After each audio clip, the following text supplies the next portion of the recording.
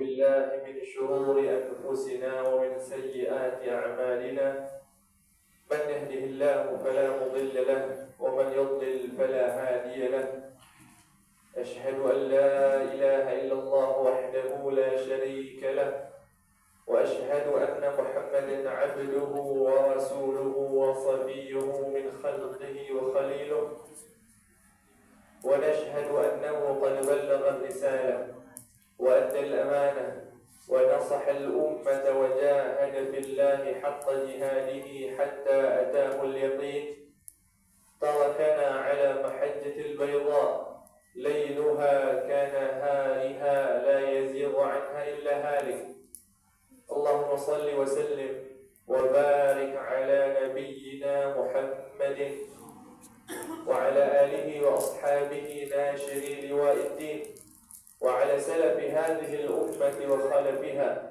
ممن جاهد ونافح وبذل في كل وقت وحين اللهم علمنا ما ينفعنا وانفعنا بما علمتنا وزدنا علما ينفعنا اللهم إنا نسألك علما نافعا ونعوذ بك من علم لا ينفع اللهم اجعل جمعنا هذا جمعا مرحوما وتفرقنا من بعده تفرقا معصوما ولا تجعل بيننا ولا معنا ولا فينا شقيا ولا محروما اللهم طهر قلوبنا من النفاق وأعمالنا من الرياء وألسنتنا من الكذب أما بعد Alhamdulillah wa syukurillah kita bersyukur kepada Allah Subhanahu wa ta'ala atas segala limpah nikmat dan karunia yang Allah Subhanahu wa ta'ala berikan kepada kita yang mana dengan nikmat-nikmat tersebut Allah Subhanahu wa ta'ala kumpulkan kita di tempat yang mulia ini dalam rangka menuntut ilmu syar'i. Kita memohon kepada Allah Subhanahu wa ta'ala agar Allah Subhanahu wa ta'ala jadikan duduknya kita di sini sebagai penghapus dosa untuk kita. Dan kita memohon kepada Allah Subhanahu wa ta'ala agar Allah Subhanahu wa ta'ala jadikan duduknya kita di sini sebagai pemberat timbangan kebaikan kita di yaumul qiyamah. Dan kita memohon kepada Allah Subhanahu wa ta'ala agar Allah Subhanahu wa ta'ala memberikan kepada kita ilmu yang bermanfaat. Dan salawat serta salam marilah kita haturkan, kita ucapkan untuk suri tauladan kita, junjungan kita, idola kita, baginda Nabi Muhammad sallallahu alaihi wa ala alihi wa ashabihi ajma'in, beserta kepada seluruh sahabatnya, kerabatnya, dan kepada seluruh umat beliau yang senantiasa berpegang teguh dengan syariat yang beliau ajarkan. Jamaah semoga Allah Subhanahu wa ta'ala muliakan. InsyaAllah ta'ala pada kesempatan yang mulia ini kita akan sama-sama membahas sebuah tema, yaitu kunci keselamatan di dunia dan juga di akhirat. Jika saat ini kita berbicara tentang keselamatan, semua dari kita pasti mau yang namanya selamat. Semua dari kita menginginkan agar kita selamat hidupnya di dunia dan juga di akhirat kelak. Cuma pertanyaannya, bagaimanakah cara kita agar bisa selamat di dunia dan juga di akhirat? Apa kuncinya agar kita bisa selamat di dunia dan juga di akhirat? Kuncinya ada di Al-Quran. Allah telah kabarkan kepada kita, Allah telah ajarkan kepada kita kunci agar kita selamat di dunia dan juga di akhirat. Jika saat ini kita perhatikan, Allah Subhanahu wa ta'ala mengatakan وَتُوبُوا إِلَى اللَّهِ جَمِيعًا أَيُّهَا الْمُؤْمِنُونَ لَعَلَّكُمْ تُفْلِحُونَ. Taubatlah kalian, wahai orang-orang yang beriman. Apa tujuannya Allah perintahkan kita taubat? Apa tujuannya Allah wajibkan kita untuk taubat? لَعَلَّكُمْ تُفْلِحُونَ. Agar kalian selamat, agar kalian beruntung. Allah katakan di ayat ini agar kalian beruntung, agar kalian selamat ketika kalian taubat. Itu adalah kunci agar kita bisa selamat di dunia dan juga di akhirat. Jadi itu jawabannya telah kita dapatkan. Kalau kita mau selamat di dunia dan juga di akhirat, kita taubat. Dan taubat Allah wajibkan kepada kita dari semua dosa. Semua dosa yang pernah kita lakukan wajib kita taubatin. Baik dosa tersebut kecil ataupun besar, baik maksiat tersebut kecil ataupun besar, wajib kita taubatin kepada Allah Subhanahu wa ta'ala. Jadi orang yang taubat pasti akan beruntung. Orang yang taubat pasti akan selamat. Siapa yang bilang? Allah yang katakan tadi. Jika seandainya kalian taubat kembali kepada Allah, kalian akan selamat. Kalian akan beruntung. Jadi yang mau cari keberuntungan, yang mau cari selamat di dunia dan juga di akhirat, taubat. Kembali sama Allah Subhanahu wa ta'ala. Kita kembali duduk di majelis, kita ngaji lagi, kita datang ke majelis-majelis ilmu, baca Quran, zikir.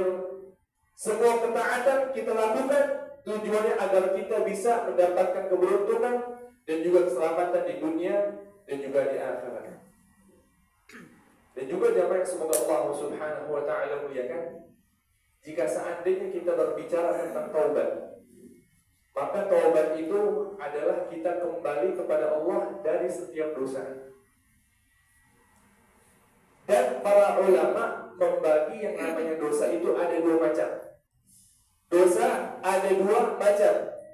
Yang pertama, dosa kita kepada Allah Subhanahu wa ta'ala. Dosa tersebut berkaitan antara kita dan juga haknya Allah Subhanahu wa ta'ala. Kemudian yang kedua, dosa tersebut antara kita sama hamba-hambanya Allah. Dosa tersebut antara kita sama makhluk-makhluknya Allah. Dua dosa ini cara taubatnya beda. Cara taubatnya beda. Masing-masing dari dosa, yang pertama dan juga kedua, taubatnya beda. Memiliki cara yang berbeda. Jadi mesti kita pelajari bagaimana cara kita taubat dari dosa kita sama Allah dan dosa kita kepada manusia. Tujuannya apa? Tadi agar kita selamat, agar kita beruntung.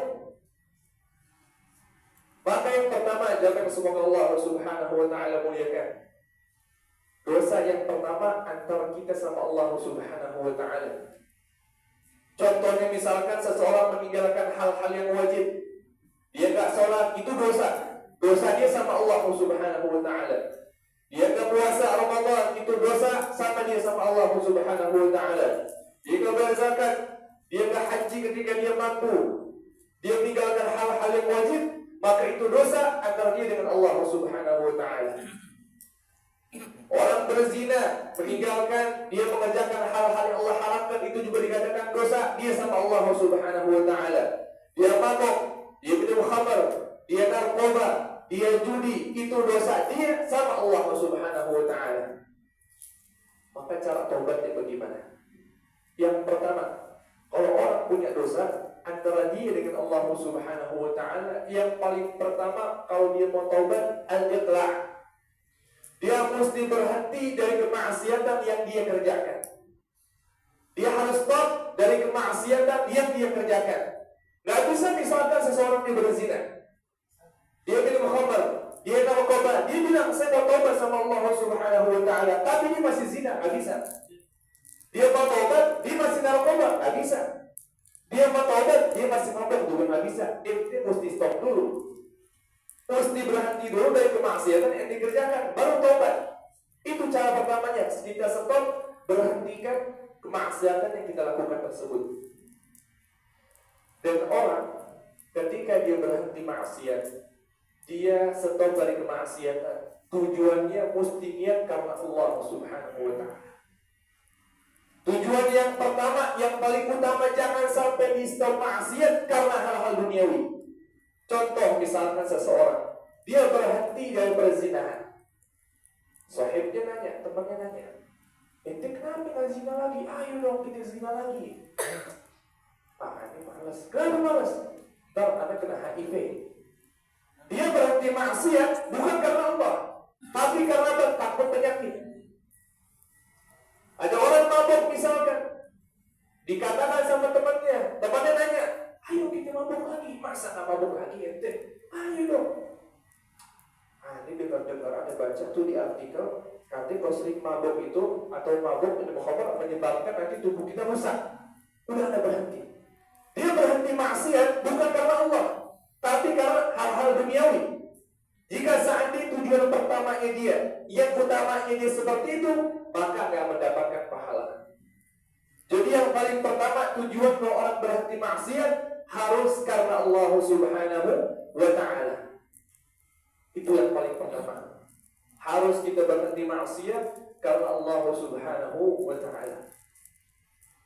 Dan juga jamaah yang mesti kita perhatikan adalah di zaman sekarang ini banyak orang yang menghalalkan apa yang Allah haramkan. Banyak orang menghalalkan apa yang Allah haramkan. Contoh, misalkan ada orang zaman sekarang mengatakan zina itu nggak apa-apa, halal. Kok bisa? Satu syarat, bisa dihalal. Kapan? Ketika ente zina sama orang yang ente sukai dan dia juga suka sama ente, itu nggak apa-apa. Kalau suka sama suka itu nggak apa-apa. Yang nggak boleh itu katanya ada jika seandainya yang satu suka, yang satu nggak suka, itu nggak boleh. Tapi kalau misalkan suka sama suka, maka itu nggak apa-apa. Nanti bahaya nih. Ini bahaya. Karena kenapa? Dia telah mencapai derajat menghalalkan apa yang Allah haramkan. Itu sebuah kekufuran. Kalau misalkan orang dia berzina dan dia yakin ya Allah ini haram, ya Allah ampuni dosa hamba, tapi hamba tergelincir ya Allah. Itu dosa besar, tapi nggak sampai kekufuran. Tapi ketika orang tadi dia berzina, dia yakin kenapa kalau kita zina sama orang yang kita sukai dan dia juga suka sama kita, sama-sama suka, itu nggak apa-apa. Itu bahaya. Itu sampai kepada kekufuran. Ada lagi orang zaman sekarang, dia lagi mengatakan bilang apa? Khamr itu nggak apa-apa, halal. Atau misalkan dia mengatakan liwat itu homoseksual tidak apa-apa, selama suka sama suka. Kalau suka sama suka itu nggak apa-apa.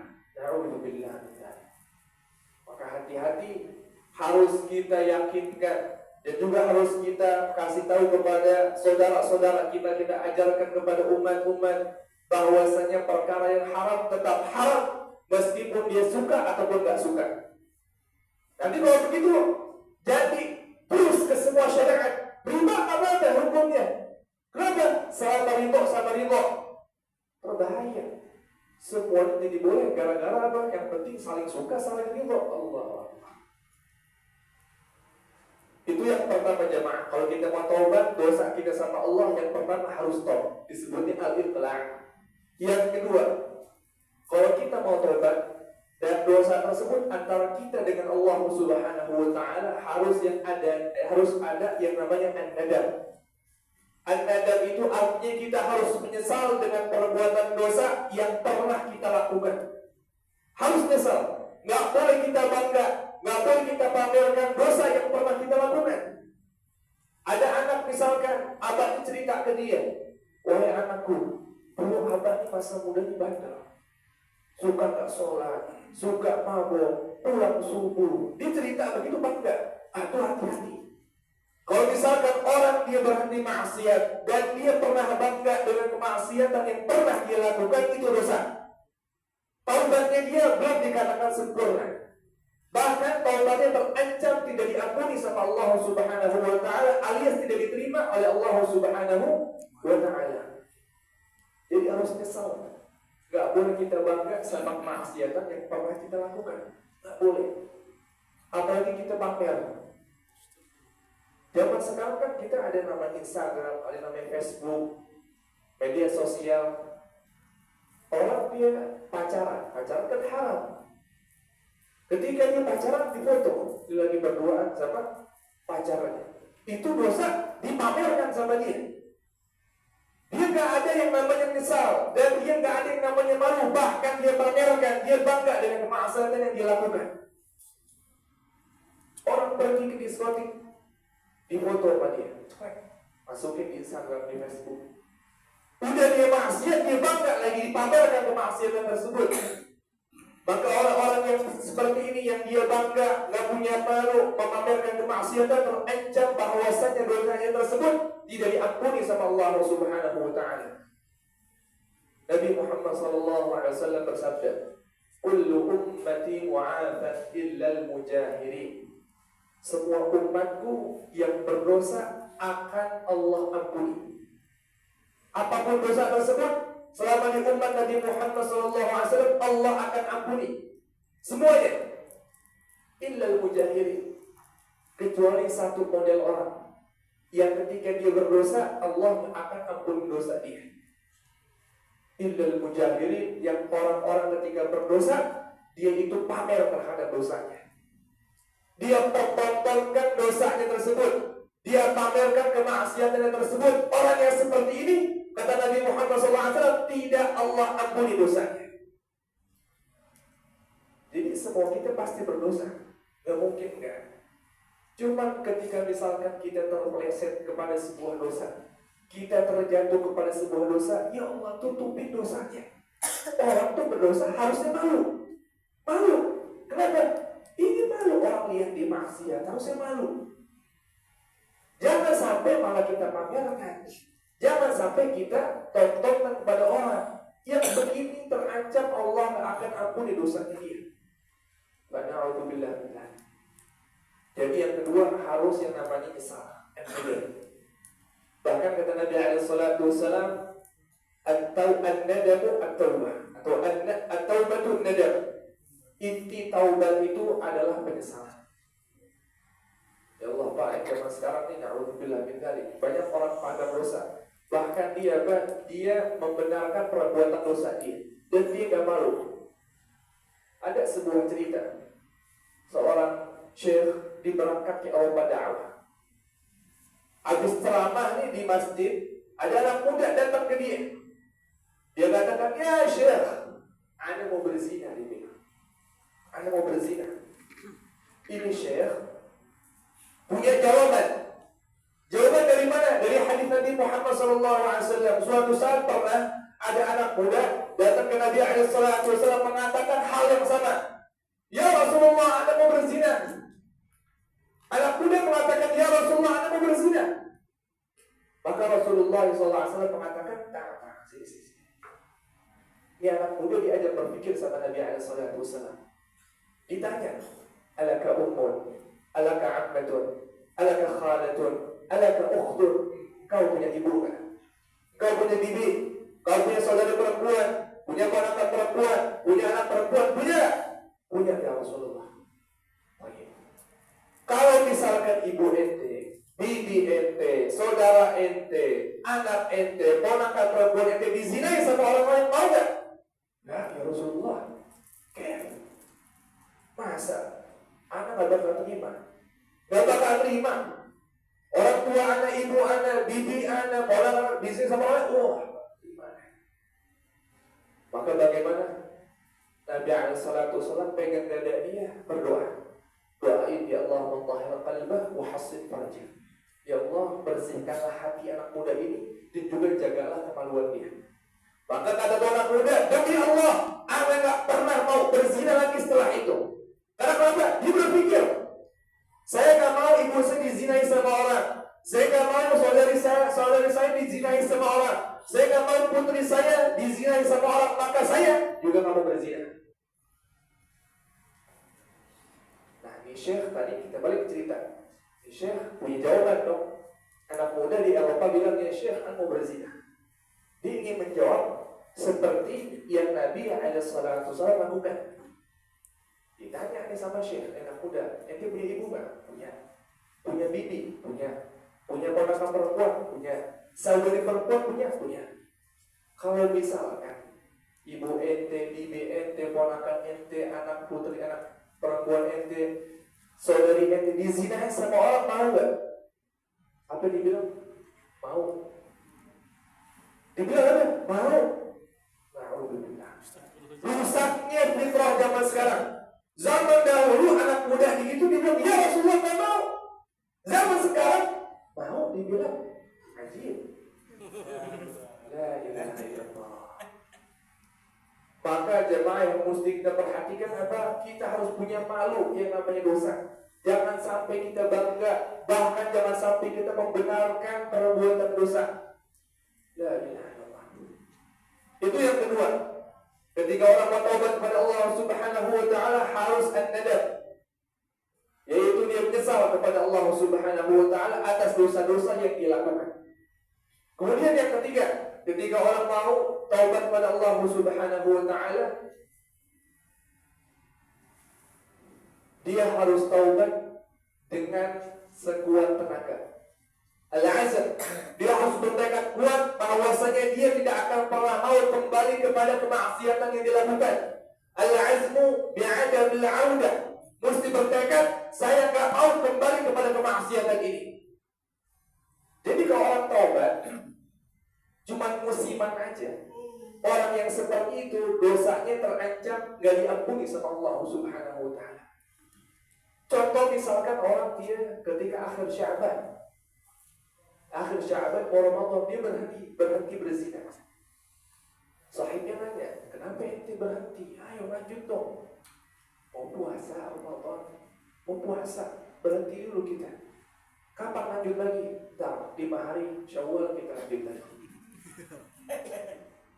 Orang yang seperti ini, dia taubatnya gak ada tekad kuat untuk berhenti. Bahkan dia niat mau lanjut lagi. Terancam taubatnya dia gak akan Allah terima. Dia udah rencanakan nanti 5 Syawal kita lanjut lagi, kita pesta lagi, party lagi. Alhamdulillah. Itu jamaah 3 hal yang mesti kita perhatikan ketika kita taubat sama Allah Subhanahu wa taala. Yang pertama apa tadi? Al-iqla', kita stop berhenti daripada maksiat. Yang kedua, an-nadam, kita nyesal. Yang ketiga, al-azmu bi'adamil 'audah, bertekad kuat jangan sampai mau balik lagi.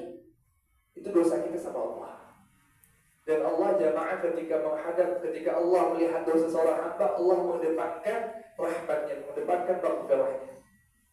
Tapi dosa yang kedua yang tadi, dosa kita sama hamba-hamba Allah, dosa kita sama makhluk-makhluk Allah. Ya Allah Akbar, ini taubat beda. Taubatnya beda.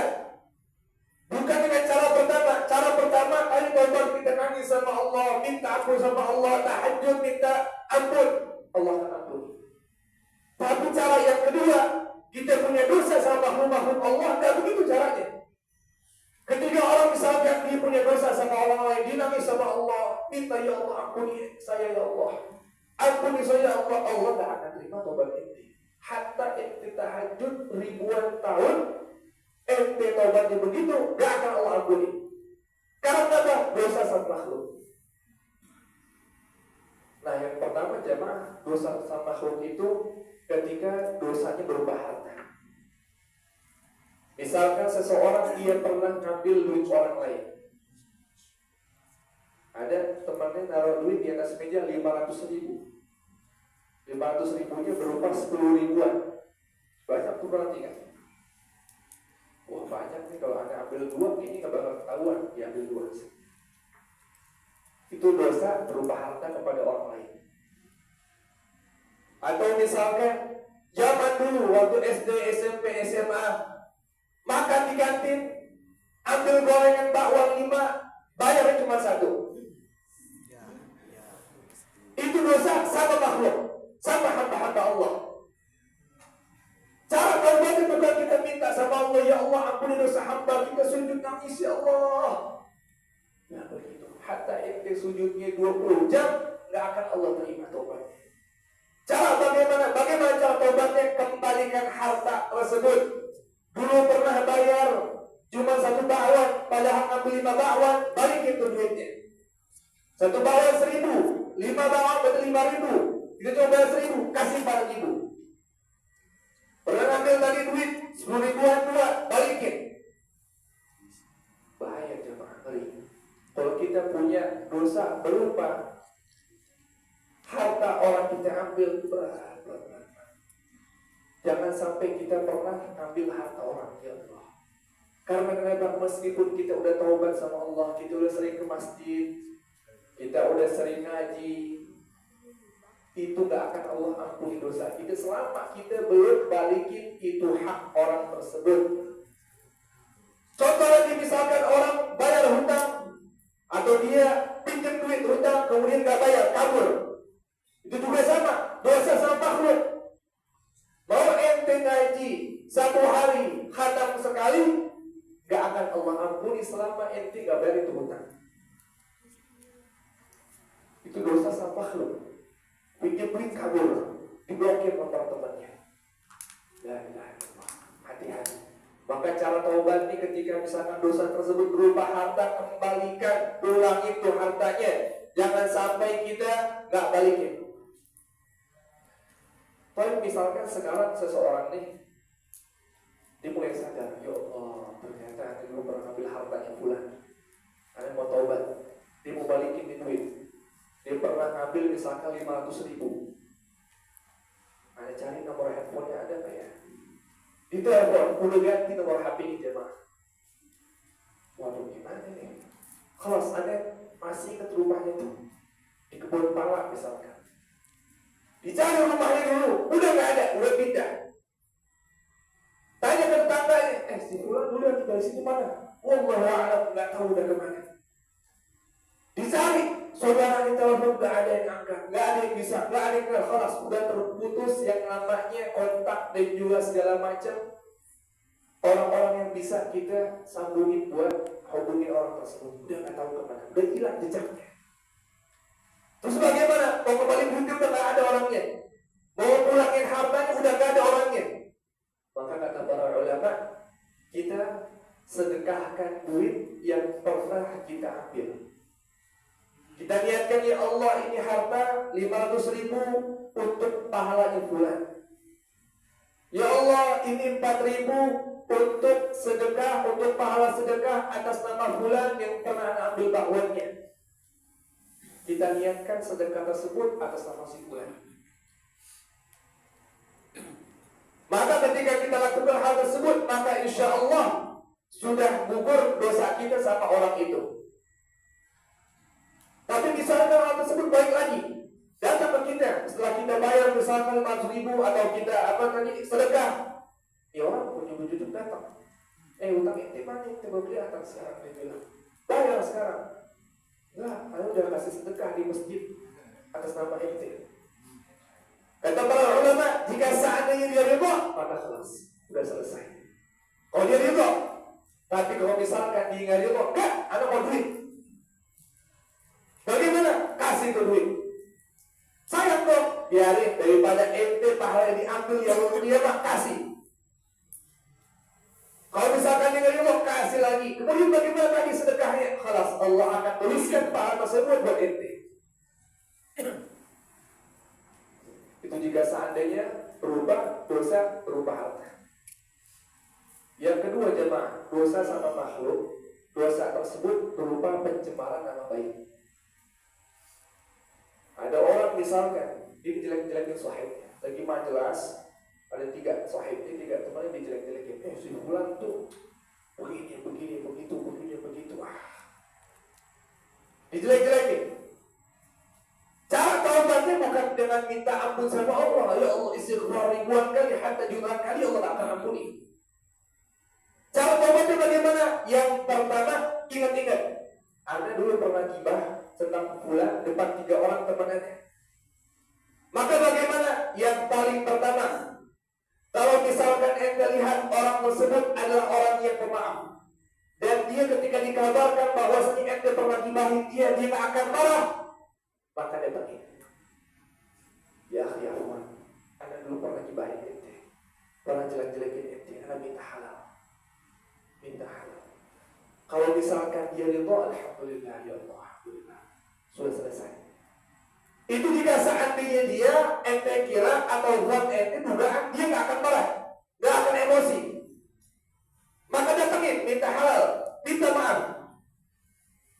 Tapi misalkan orang tersebut jemaah, kita lihat nih, kalau misalkan kita datangin, kita minta maaf, dia bakal emosi. Ya akhi Afwan, anda dulu pernah gibahin ente, pernah jelek-jelekin ente. Oh ente selama ini jelek banget. Ente jelek-jelekin apa aneh, yang rusak apa aneh, dia marah. Kalau misalkan dugaan kita dia akan marah, gak akan terima, maka kelas jangan datangin dia. Jangan datangin orang tersebut. Jangan minta maaf, karena ada mudarat yang lebih besar. Terus bagaimana taubatnya? Taubatnya kita samperin 3 orang tadi yang pernah kita gibah di depan dia.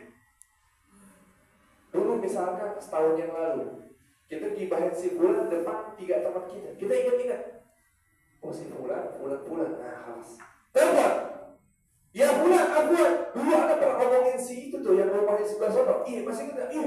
Ada kabar baru apa lagi? Enggak tuh ternyata nggak benar. Dia orang Masya Allah, dia baik, dermawan, soleh. Puji-puji. Kita bersihkan lagi nama dia. Kita putihkan lagi nama dia. Kita harumkan lagi nama dia. Orang kedua bilang begitu juga. Orang ketiga begitu juga. Jadi kita bersihkan nama baiknya dia. Kita putihkan lagi namanya. Kita bikin harum lagi namanya. Maka setelah itu kita berdoa sama Allah Subhanahu wa ta'ala agar Allah Subhanahu wa ta'ala ampuni dosa-dosa dia, Allah berkahi dia, Allah rahmati dia, Allah kasih kesehatan dia. Itu cara yang kedua. Kata para ulama di antara mengatakan Imam Al-Mujahid, kafaratul ghibah an tad'u li akhika wa tuthni alayhi. Cara taubat dosa ghibah adalah apa? Kau puji orang tersebut dan kau berdoa untuk orang tersebut. Jadi habis kita puji-puji dia, kita angkat lagi namanya, kita bersihkan lagi namanya dia, kita doa sama Allah, ya Allah ampuni dia, ya Allah berkahi dia, ya Allah kasih rezeki dia, kasih sehat. Itu cara yang kedua kita bertaubat ketika misalkan kita punya dosa sama orang berupa pencemaran nama baik. Makanya berat jemaah. Jangan sampai kita punya dosa sama orang. Sampai-sampai Al-Imam Fudail bin Iyad beliau mengatakan apa? La anta Allah bi 70 dhanbin fima bainaka wa bain Allah ahwanu 'alayka min an Allah bi dhanbin wahid fima bainaka wa bain al-'ibad. Jika seandainya ente mati berjumpa dengan Allah membawa 70 dosa, membawa 70 dosa antara kau dengan Allah, maka demi Allah itu lebih mudah, lebih ringan daripada ente ketemu sama Allah mati bawa satu dosa antara ente dengan makhluk Allah. Karena apa? Yang namanya muamalah Allah sama hamba-hambanya mengedepankan maghfirah, mengedepankan rahmat. Tapi kalau manusia dia mengedepankan musyahad, pertikaian akan ditagih yaumul qiyamah. Makanya ada salah satu hadis yang sangat terkenal dan juga sangat bikin kita takut. Hadis muflis tentang orang yang bangkrut, bukan bangkrut bisnisnya, bukan bangkrut usahanya, bukan bangkrut proyeknya, bangkrut apanya? Pahalanya. Ada orang datang di yaumul qiyamah, ya'ti bi salatin wa zakatin wa shaumin, dia bawa pahala salat, dia bawa pahala tahajud, dia bawa pahala puasa-puasa sunnah, dia bawa pahala sedekah-sedekah. Pahalanya banyak, setinggi gunung. Ini orang menyangka dia bakal selamat, dia akan mendapatkan surga yang tinggi. Tapi qadar Allah, ceritanya malah beda. Wa qad syatama hada, wa qadhafa hada, wa akala mala hada, wa daraba hada. Tapi ini orang yang soleh, ini ahli ibadah jemaah, ahli ibadah, yang suka ke masjid, yang suka tahajud, yang suka puasa sunnah, yang suka sedekah dermawan, masya Allah. Dia udah bawa pahala banyak, tapi dia malah belangsak, malah sengsara, malah bangkrut. Sebabnya apa? Dia pernah mencela fulan, pernah mencaci fulan, pernah menghina fulan, pernah ribahin fulan, pernah ngambil harta fulan, pernah menonjok orang, pernah mukulin orang, pernah menumpahkan darah orang. Maka orang tersebut yu'ta min hasanati wa hada min hasanati. Orang tersebut pahalanya diambil, dikasih kepada korban. Ambil. Ini orang yang terzalimi, orang yang biasa-biasa, yang mungkin sholat cuma sholat wajib, yang mungkin puasanya cuma puasa Ramadan, yang mungkin zakatnya cuma zakat fitrah doang. Tapi kayaknya pahalanya dikasih, dapat pahala, transfer pahala. Terus ternyata haknya dia belum tertunaikan. Maka bagaimana? Orang tersebut pelaku kezaliman, ketika pahala yang udah habis, maka dosa orang yang terzalimi diberikan kepada pelaku. Dikasih pahala, dikasih dosa. Terus Maka orang yang tadi dia diharapkan akan masuk surga tinggi, akan mendapatkan surga yang tinggi, akan mendapatkan derajat yang besar, karena dia zalim sama orang, dia mengambil hak orang, dia menghina orang, menggibahi orang, menjelek-jelekan orang, maka dia dilemparkan oleh Allah ke neraka yang paling dalam. Alhamdulillah. Hati-hati jangan sampai kita punya dosa sama orang. Itu kunci selamat kita di dunia dan juga di akhirat. Mendingan dari orang-orang yang biasa. Kita mengerjakan sholat wajib, kita puasa Ramadan, kita bayar zakat, tapi kita nggak pernah menzalimi orang. Ya Allah, kalau itu bakal selamat, itu kunci. Jadi orang yang aman-aman aja, jangan pernah punya pertikaian sama orang. Lebih suka damai, masya Allah. Itu orang akan selamat. Kunci selamat di dunia, jangan sampai pernah menzalimi orang. Kemudian jemaah semoga Allah Subhanahu wa ta'ala muliakan. Jadi kita dapatkan kunci selamat itu apa? Taubat. Kunci selamat adalah taubat. Dan jika seandainya kita berbicara tentang taubat, maka taubat ini Allah perintahkan untuk orang-orang yang beriman, untuk orang-orang yang sudah suka ke masjid, untuk orang-orang yang sudah suka haji, untuk orang-orang yang sudah suka ke majelis-majelis ilmu. Itu dianjurkan juga buat mereka. Jangan kita berpikir bahwasanya taubat itu dianjurkan cuma buat orang-orang pelaku dosa besar. Enggak. Kalau kita lihat di ayat tadi, wa tubu ilallahi jami'an ayyuhal mu'minun. Allah perintahkan taubat buat orang-orang yang beriman. Di agama Islam syariat kita ini ada 3 tingkatan: Islam, iman, dan ihsan. Qalatil a'rabu amanna qul lam tu'minu walakin qulu aslamna. Arab-Arab Badui zaman dulu ketika masuk Islam mengatakan kita telah beriman. Allah katakan kalian jangan mengatakan kalian telah beriman, kalian katakan kita telah masuk Islam. Maksudnya apa? Yang namanya iman itu tingkatan udah tinggi. Dikatakan orang mukmin ketika iman sudah bagus. Nah, kita lihat ayat tadi, Allah perintahkan buat taubat buat siapa? Allah katakan wa tubu ilallahi jami'an ayyuhal mu'minun. Allah katakan wa tubu ilallahi jami'an ayyuhal mujrimun. Allah memerintahkan taubat buat orang-orang mujrim penjahat. Allah memerintahkan taubat buat orang-orang musyrik. Tapi Allah perintahkan taubat buat orang-orang mukmin yang imannya sudah bagus. Menandakan bahwa saya taubat ini disyariatkan untuk juga orang-orang yang suka ibadah. Makanya jemaah, kalau kita perhatikan, Allah di Quran itu sering menyebutkan tentang orang-orang beriman, habis ibadah malah taubat, habis ibadah malah istighfar. Kok bisa? Bukannya kita habis ibadah, bukannya bersyukur, mengucapkan alhamdulillah, tapi orang-orang beriman yang ketika harus melakukan amal-amal besar, dia mau taubat sama Allah, kita ampun. Contoh misalkan orang habis sholat, kita bilang astagfirullah. Ketika orang haji, Allah katakan di Quran apa? Tsumma afidu min haitsu afadha an-nas wastaghfirullah. Orang habis haji, jemaah, habis haji ini.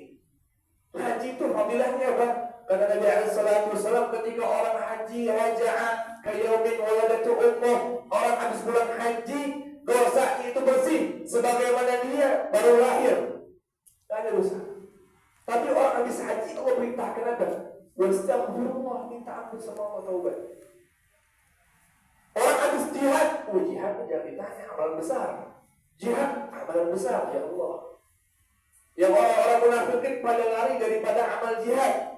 Tapi orang habis jihad di zaman Nabi SAW pada sahabat, mereka ngapain? Mengatakan qala rabbana ighfir lana dhunubana wa israfana fi amrina wa tsabbit aqdamana.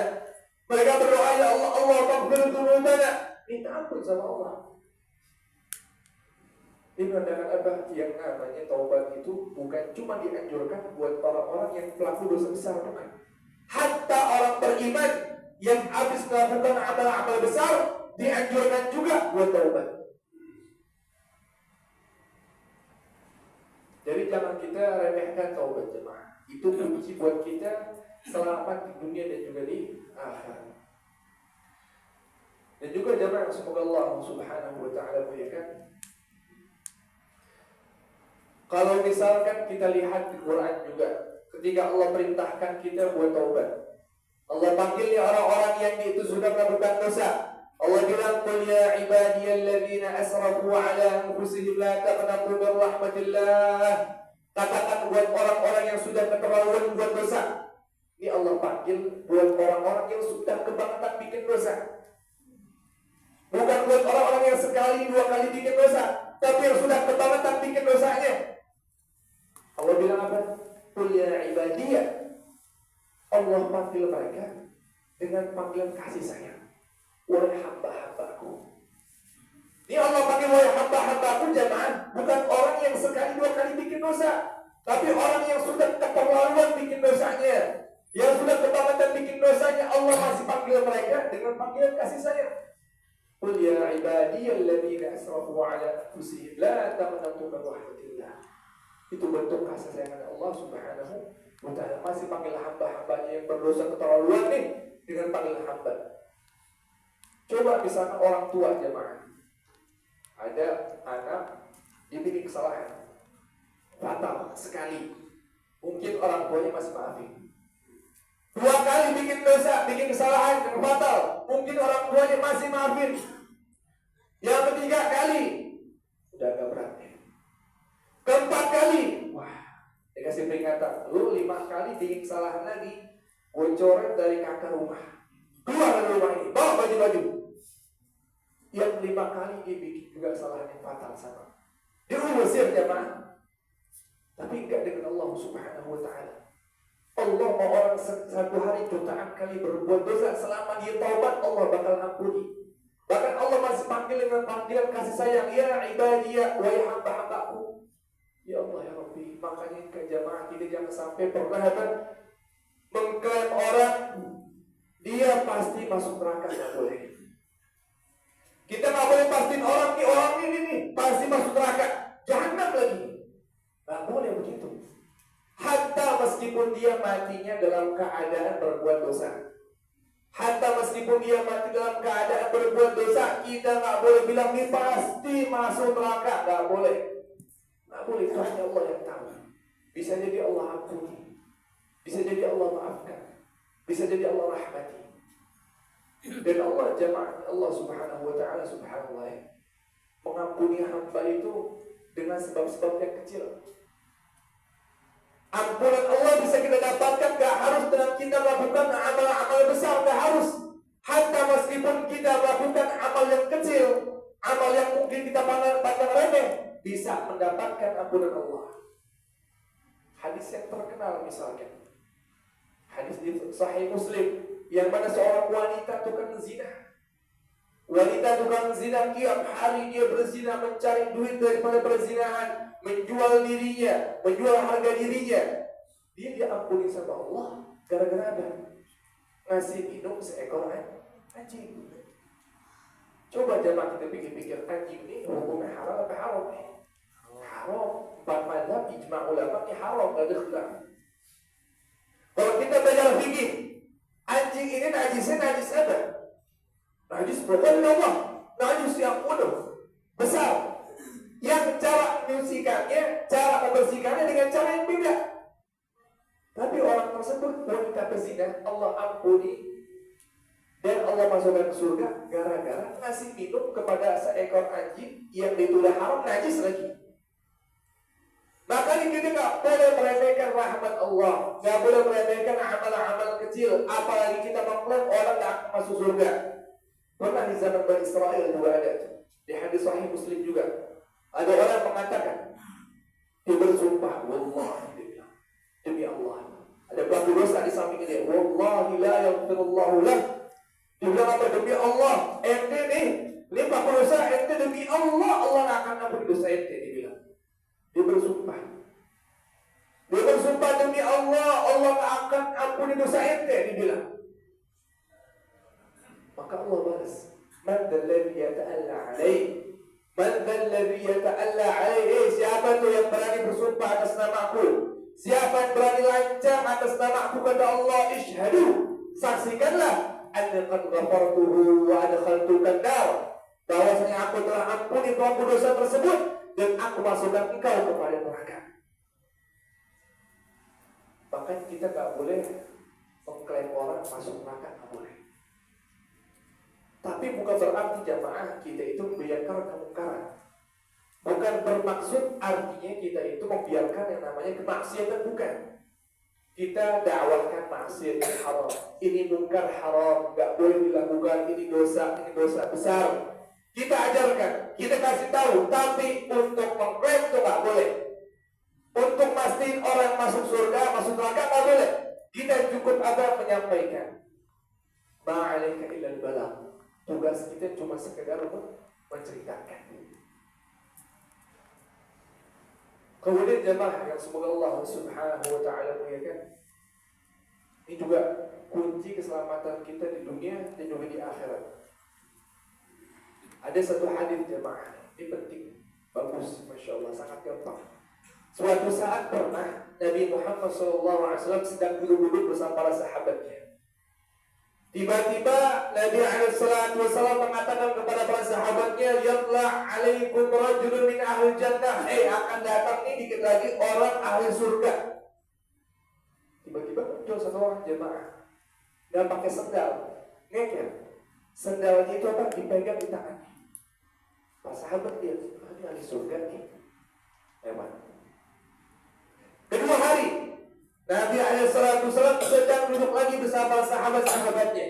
Tiba-tiba mengatakan hal yang sama seperti yang kemarin. Yatla' alaikum rajulun min ahli jannah.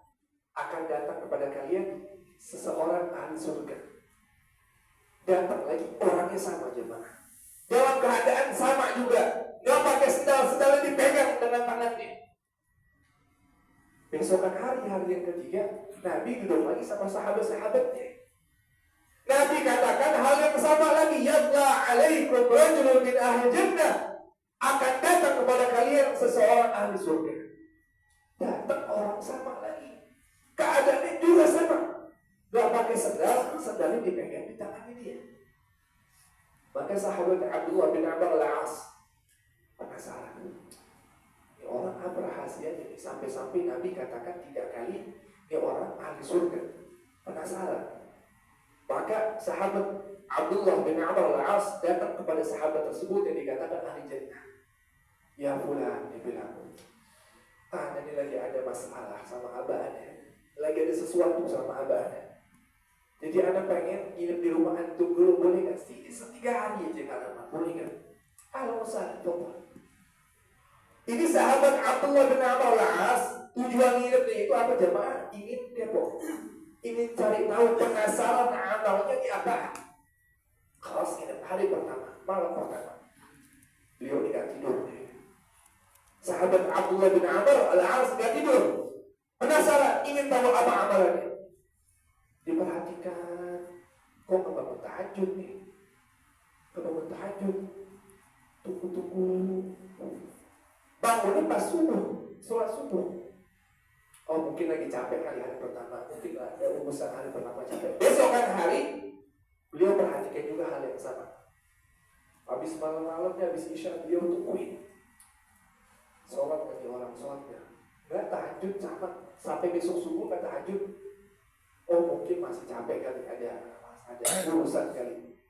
3 hari, hari berikutnya, hari yang ketiga, sahabat Abdullah bin Amr al-As mendapatkan hal yang sama. Orang tadi yang dikatakan ahli surga nggak tahajud, nggak melakukan amal-amal besar, nggak baca Quran sampai subuh. Maka sahabat Abdullah bin Amr al-As mengatakan 2-3 hari, ya fulan, dia bilang, Anda sebenarnya nggak ada masalah dengan abahnya, baik-baik aja. Anda nginep kesini cuma satu tujuannya, ingin tahu apa rahasianya amalan antum. Karena Nabi SAW selama 3 hari berturut-turut bilang, engkau ini ahli surga. Ahli surga 3 hari. Anda penasaran, mau tahu, mau belajar. Amal antum ini apa? Apa beliau katakan? Ma ra'aita illa kamahu. Ya sama yang seperti kau lihat. Aku ini gak tahajud, aku ini gak baca Quran malam-malam, aku ini gak melakukan amal-amal besar. Tapi mungkin 1 kali amal aku yang dikatakan sampai dijadikan masuk surga, mungkin 1. Apa amal tersebut? Kalau aku pengen tidur nih, selalu memaafkan orang. Selalu memaafkan orang dalam hati nih. Ya Allah, tadi ini hari kebolimin aneh maafin. Ya Allah, hari ini si fulan tadi gibahin aneh, ngomongin aneh, jelek-jelekin aneh maafin. Jadi setiap hari sebelum Anda tidur, Anda maafin orang. Anda bersihkan hati daripada dendam, daripada kesel sama orang, daripada benci sama orang. Mungkin itu kali satu. Apa kata sahabat Abdullah bin Amr al-As? Hadhihi allati la nuqil. Satu perkara ini yang kita gak mampu. Itu amal yang sangat sederhana tapi bisa buat kita masuk surga jamaah.